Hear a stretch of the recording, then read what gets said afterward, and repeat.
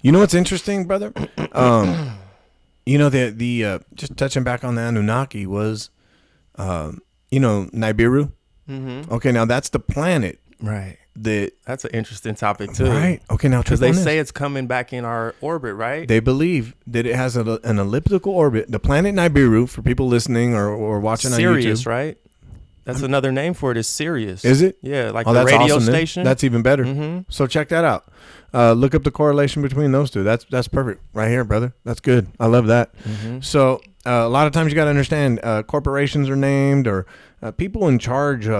With this knowledge, these people with elite status, with this knowledge, with this occultism, esoteric knowledge, you know, they reference it all the time in their businesses and whatnot. So and they call us occultists, but they're the ones that put it in all their symbols. Exactly. I got to drive around and see it on the back of the cars. Exactly. And you're acting like it's not there. Like speaking of back on the cars, is you know you look at Toyota. And the logo for Toyota. What's interesting about Toyota, that fucking logo, it spells Toyota. All these fuckers have rings on them. Okay, it does. It spells Toyota. Did you know that?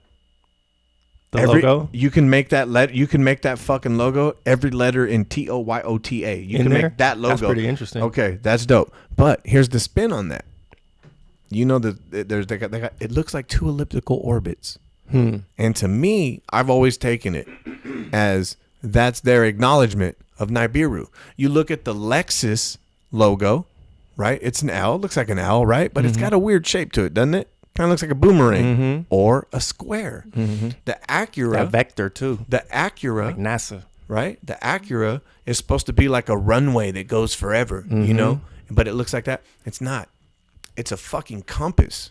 And the Lexus is a square. Those both could be vectors too, bro. Square and compass. Yeah. For the Freemasons. For sure. Right?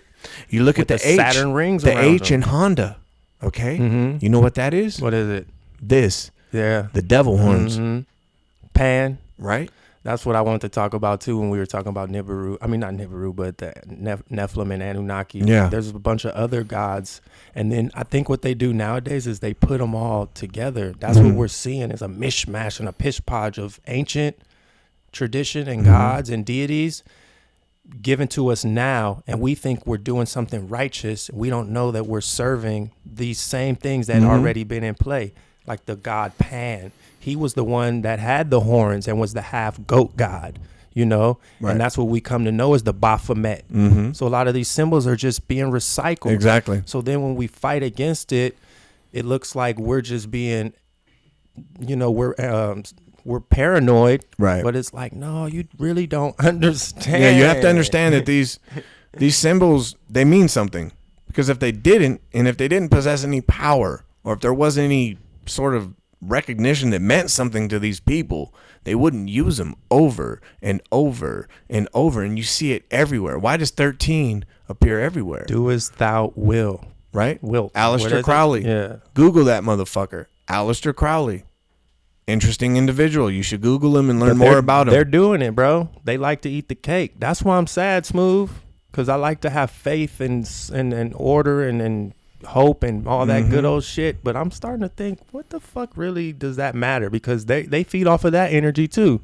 They're like, we feed off of the negative that we're pushing out there, and we feed off of you fuckers that have this fake faith and hope and like at the Super Bowl halftime show, prayer and all of that. Like at the Super Bowl halftime show every year when they do the weirdest shit possible, and everyone's sitting there like, yay, and they're just charging up. We're all getting this They're ritual. just charging up their fucking batteries, bro.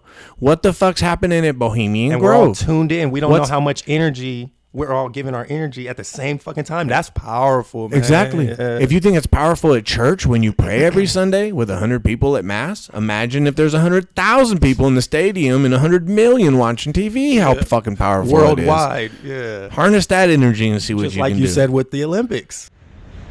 Kush and Chemtrails, the world's most dangerous podcast.